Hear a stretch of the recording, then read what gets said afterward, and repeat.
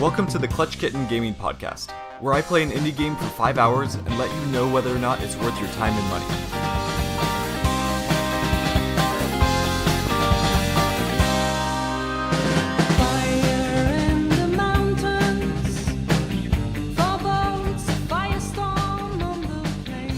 Hello and welcome everyone. This is James, also known as Klutchkitten, and I am so glad that you're here for episode 39 of the show.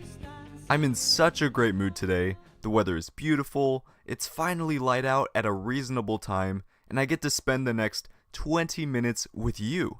Today we're going to jump straight into a couple pieces of news. As much as I want to talk for the entire episode about how not to be a complete dumbass, we are going to avoid the whole Borderlands 3 and Randy Pitchford controversy. Instead, I want to mention two things. First off, Dead Cells is coming to mobile. That was definitely a surprise when I first heard about it, but it also sounds awesome. It's supposed to come out for iOS and Android later this summer and should cost $9.99. I'm curious how they've optimized controls and graphics for mobile, but it should be an interesting experiment into bringing a game like this to the mobile platform. The second piece of news we have is about Tetris 99. You know that funky battle royale that Nintendo put out? Nintendo is now adding the Big Block DLC, which is $9.99 and adds two offline modes. First, CPU battling, which is exactly what it sounds like, and Marathon, which is just your classic ass Tetris. I'm super excited that they're adding this, and I'll most likely be buying it. The one thing I would love for them to add though is a 2-player versus mode. I think that would be perfect for Switch, and hopefully that's coming along soon. Let's move on now to this week's game.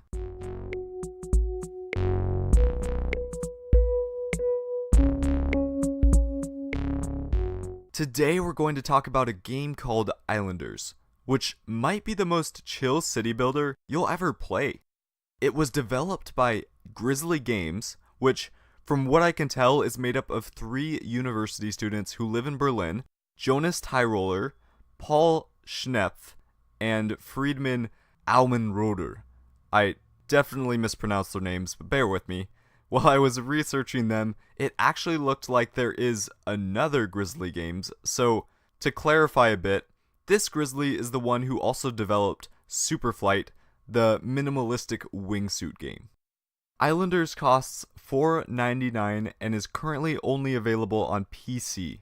In terms of time expectation, this game took me close to 4 hours to see a majority of the structures, but it seems like Grizzly Games is working to add more buildings and features in post-release, so that time frame could change dramatically. Also, as we'll get into soon, the format of the game is much more arcadey than traditional, so what I mean by that is that it was meant to be played over and over and over again, as opposed to just going through the campaign once and never touching it after. As such, that can definitely add a lot more replayability. I kept trying to think of creative ways to introduce the narrative to this game, but the more I tried, the more ridiculous my intros sounded. You might be wondering how I, Clutch Kitten, the creative extraordinaire, could be having such a difficult time. Well, here's the kicker. The narrative in Islanders is pretty much non-existent. Unless I somehow missed a cutscene or hidden dialogue, there is no story set up for this game. It's a city builder, plain and simple. But what I would like to briefly mention is that the developers did still imbue the game with some vague narrative context. They did this through the structures that you build. We'll get into more detail on the mechanics soon, but what's important to know is that the buildings gain or lose points based on the other structures surrounding them. For example, there are 2 dwelling units, houses and mansions. When you go to place a jewelry store, it gains bonus points if you put it near some mansions, and on the flip side, if you try to put the jeweler next to a cul-de-sac of houses, it won't be as well received. There are a bunch of small interactions like this between all of the structures, and although it's not an explicit story beat, it was interesting to envision why certain buildings were acceptable in some spots and not in others. The fact that I was even thinking about something like classism in the midst of playing such a peaceful and storyless game was a bit odd. I don't want to give the idea that this game is at all focused on story development though. The spotlight is by far on the gameplay, so let's jump right in. What happens when you strip a city builder down to its core components? You get islanders. This isn't a survival simulator like Frostpunk or a quest to conquer the world like Civilization. Islanders is just you and your city. The arcadey element that plays into this game is that each time you start a new run, your primary objective is just to beat your previous score. Can you build a better, more beautiful, and more efficient city?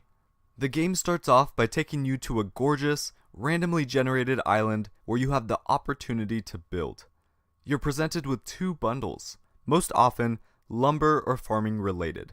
If you go the lumber route, you'll get a combination of lumberjack huts and sawmills, and if you go the farming route, you'll get a combination of mills and farmland. From there, you build. Each unit you place gets points based on a whole plethora of different factors. The farmland, for example, gets a bonus for being within a certain range of the mill, and it gets even more points for being near other farmland.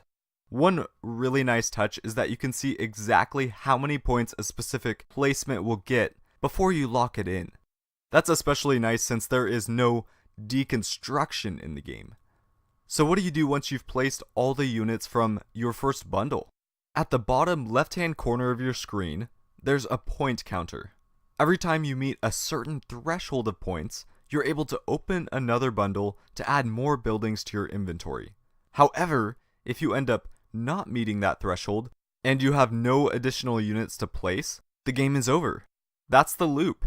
Open bundles, place buildings, open bundles, place buildings, well, I guess you get it. So what exactly is unique about Islanders? Why pick it up when there are so many top-notch city builders to buy?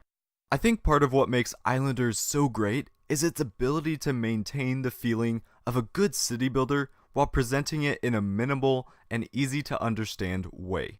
When you're looking to play a city builder, there's usually a few main things you're looking for. First off, when you're playing a city builder, you want a game that gives you agency or choice. I mean, it's not really your city unless you're the one to choose exactly which buildings and features to place.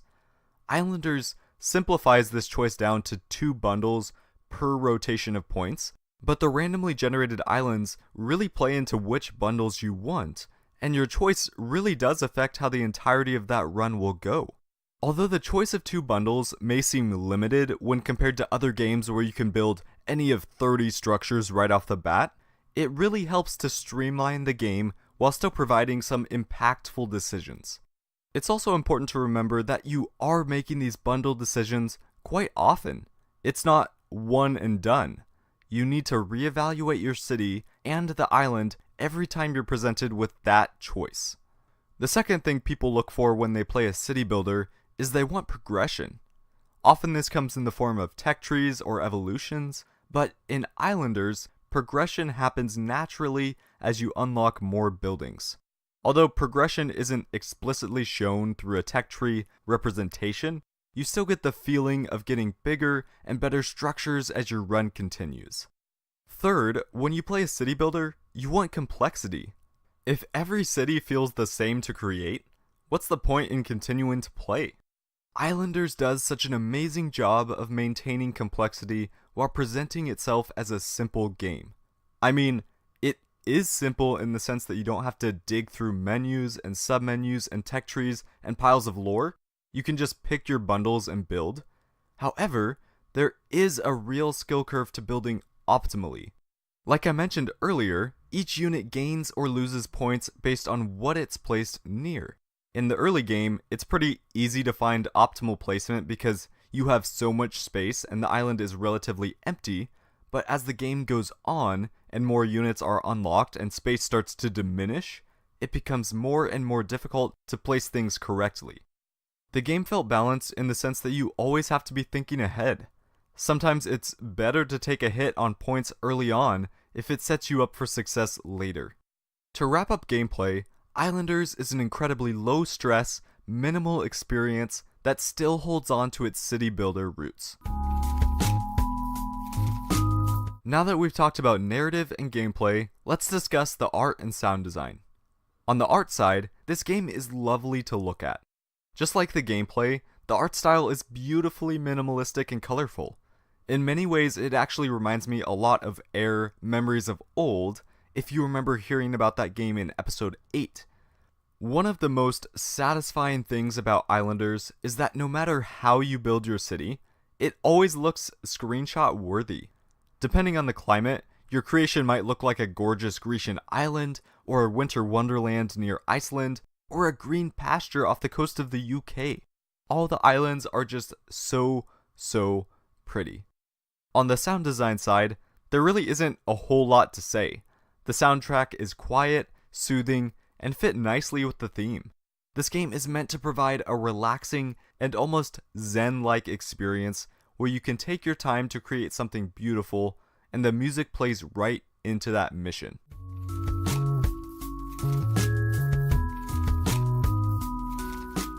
Let's summarize now with some positives and negatives of Islanders. First off, on the positive side, Islanders does an amazing job of capturing the heart of a city builder while leaving the unneeded clutter and complexity at the door. There's definitely a place for games that are systems potlucks, but sometimes those mechanics just add in time instead of enjoyment. Second, the art and sound design facilitate a truly relaxing and satisfying game experience. There's no blood, no yelling, no conquest, and no death. It's just you and your beautiful little island. First off, on the negative side, the shapes of houses are not always consistent. There seem to be 2 L-shaped houses and a square varietal. My issue is less about there being different shapes and more about not knowing which one you're going to get when you press that button. That made it hard at times to plan exactly where you were going to put your house or a mansion. Second, there still needs to be some optimization with where you can place buildings. There were a few times where it seems like I should have been able to put a field or a building down, but some sort of invisible terrain was blocking me. It never made me want to stop playing the game, but it was definitely annoying at times. I do know that the devs are working to improve a lot of issues in the game, so hopefully this will become less and less of a problem.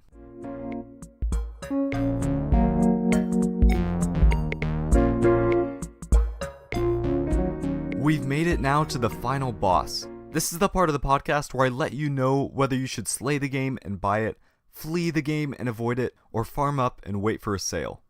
My verdict is to slay this game. Islanders is a must-buy if you have any interest in the city building genre. It's not a game that you'll sink 100 hours into like Civilization, but for $5, this is a tightly designed palate cleanser that is worth trying out. Do you need a break from beating your head against the wall of Sekiro?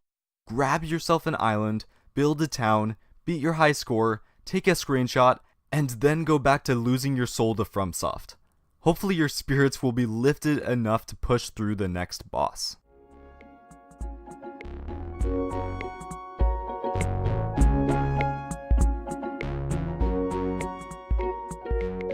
As always, thank you all so much for taking the time to listen in. If you like what you hear and enjoy the show, don't forget to send me your questions and thoughts to klutchkittengaming@gmail.com or DM me on Instagram at klutchkittengaming. Also, feel free to jump over to iTunes to give the show a 5-star review. Those go a long ways towards making the show more visible. I hope you have a great rest of your day, and I'll see you in game.